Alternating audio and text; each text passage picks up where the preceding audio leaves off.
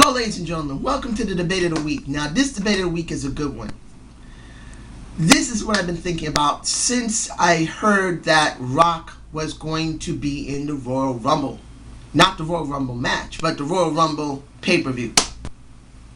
Since he's going to be facing CM Punk, because this is being done after this current Raw, which their segment, Punk and Rock, was so damn long. It was almost a half an hour segment. It was that long for both of them. This made me think, after the Royal Rumble, what happens to The Rock? This is my debate of the week. Should The Rock face Undertaker at WrestleMania 29? I'm putting that out there right now. Should they face one another? Here's my debate. I'm sure, like a lot of people are already sure, The Rock has to win the belt. If he doesn't win the belt, this won't exonerate CM Punk. The Off the Rope show and the British Fist are both right. CM Punk pretty much has had no build, had no interest. Being a transitional champion that's almost a year and several months hasn't gotten him anywhere. The only option they have right now, because they haven't pushed him properly, they haven't structured him properly, and they basically don't give a damn. The brass in the back don't care for him. So everyone notices it. The casual fan notices it. The marks notice it. So the best option they have right now is to let The Rock have that belt. If they don't let The Rock have the belt, this will be the most stupidest thing they could do. They have a golden opportunity with The Rock. The Rock, if he has a contract with them that's temporary, no problem. If he's there for 2 or 3 months only, will make sense. And that's if they promote him on Raw and SmackDown. If he only shows up once in a while on a Raw, it'll still bring in ratings. He'll still be a great, interesting champion. It'll drum up promotion that they need. But here goes the thing. After Royal Rumble, what are you going to do with The Rock? Who are you going to have him face? If he does win, which I really hope he does, I will be happy beyond recognition if The Rock wins. But who should he face? The best person to face him, of course, Punk is going to face him again by Elimination Chamber. He's going to have the right to do that because of his rematch clause. They're going to have it. But I doubt they're going to let him get it back. He won't get it back. So the best person for WrestleMania will be Undertaker. It's the most obvious and clearest and most simplest person and storyline to go to. By the time Elimination Chamber comes around, Punk and Rock will already start working on that. When, let's be honest, when The Undertaker comes back, and he will be back soon, he has to go after someone. Who wants to see Undertaker versus Triple H again? That'll be the 4th time. They had one years ago. Then they had one match already since then. They had a second match. That's 3 matches. We don't need a 4th. Shawn Michaels is not going to have a 3rd match with The Undertaker. Then who is The Undertaker going to face? John Cena now? If that's their plan, for John Cena to face The Undertaker now, it will be a waste. Let John Cena face Undertaker in WrestleMania 30. The 30th year would be ironically perfect for The Undertaker to face John Cena. It will be. It would be the best place for him to face him. Let him face him on the 30th year of WrestleMania. But if you do not let this happen between The Rock and The Undertaker, it will be a loss. As far as I know, The Rock and Undertaker, they have faced each other over the years before he left, but never at a WrestleMania, as far as I know, because The Rock has gone up against Stone Cold Steve Austin at least twice. This would be perfect. This is the defining moment for both of these characters.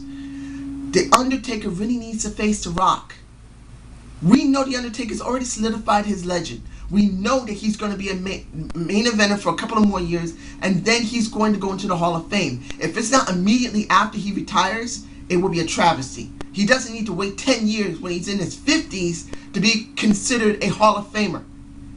He's earned the right the year after WrestleMania or on that year to be considered retired because he's earned it.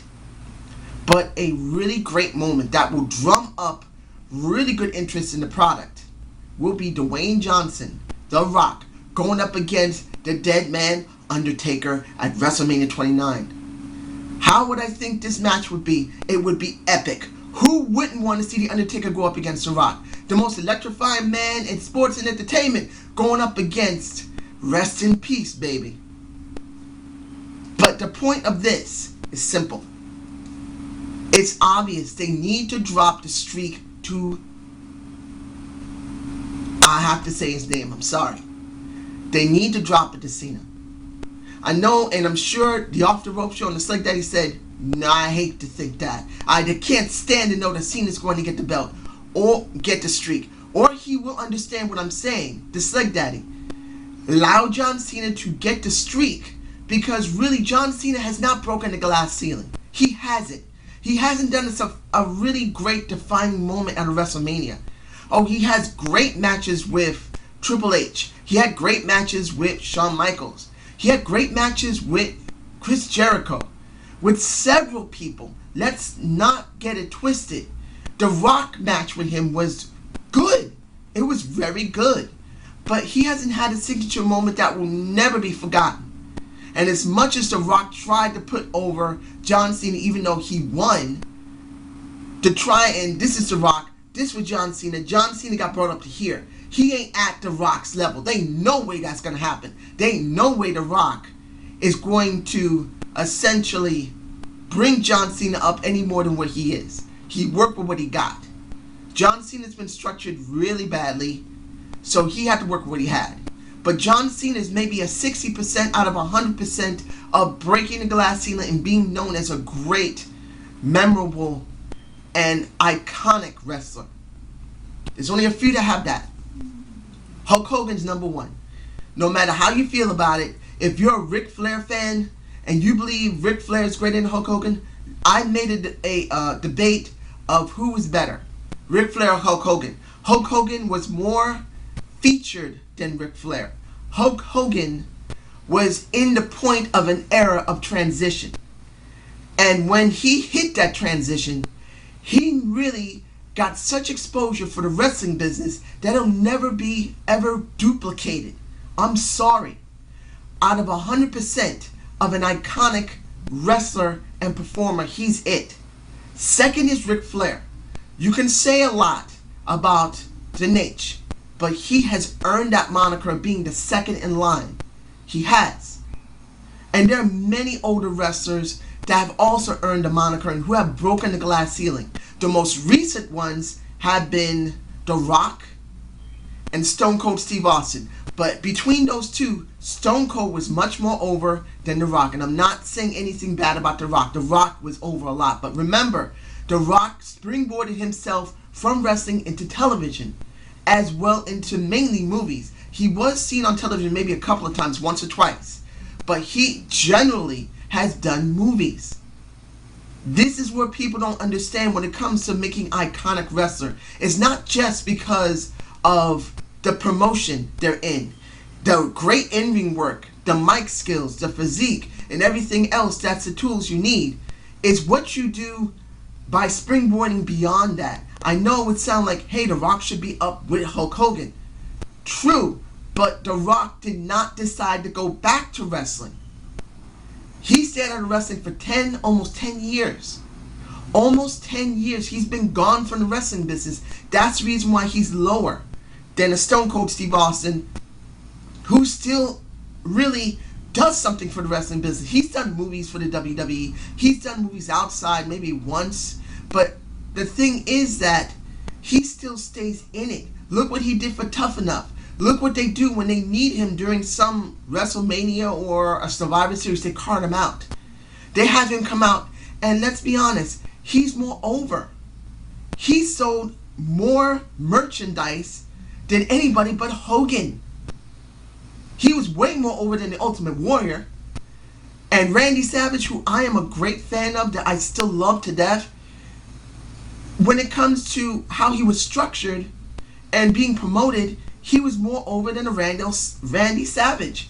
And I'm not saying Randy Savage wasn't really put over great, but by the mid-90s, he had to go over to WCW because WWE didn't want to give a fuck about him, which I still don't understand. Why in the hell wouldn't they care about a Randy Savage? The man deserved better. He should already be in the Hall of Fame, and he's still not in it yet.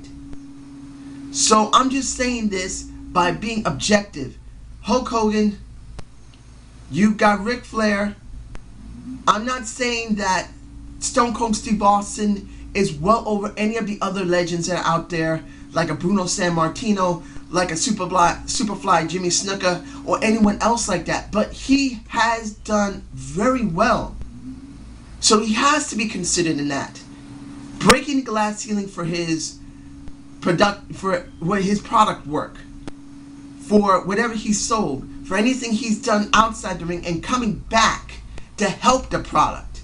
That's the way I see it.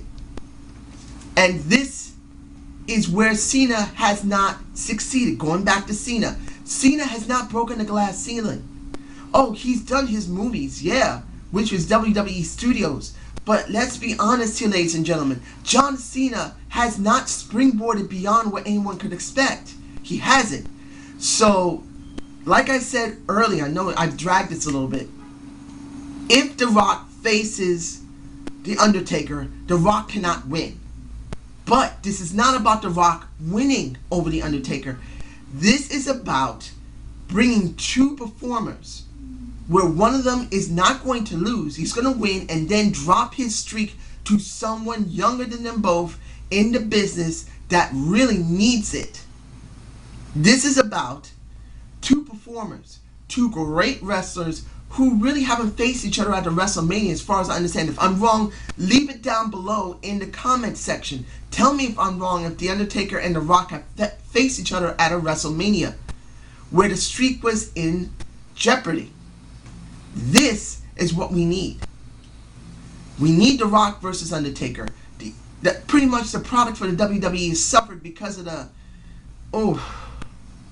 Look, Vince is a genius. Until it came to his wife. And when it came to his wife, Linda, he screwed up the wrestling business beyond recognition, wanting to get her over as a senator.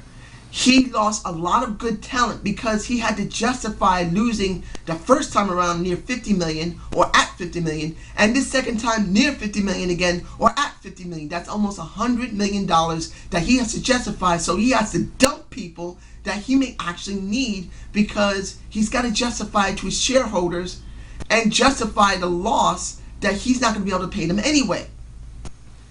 This is needed. They need this shot in the arm. This is like a big tetanus shot that's going to go in the arm of the WWE because they got tetanus. They are sick right now. They are not doing well.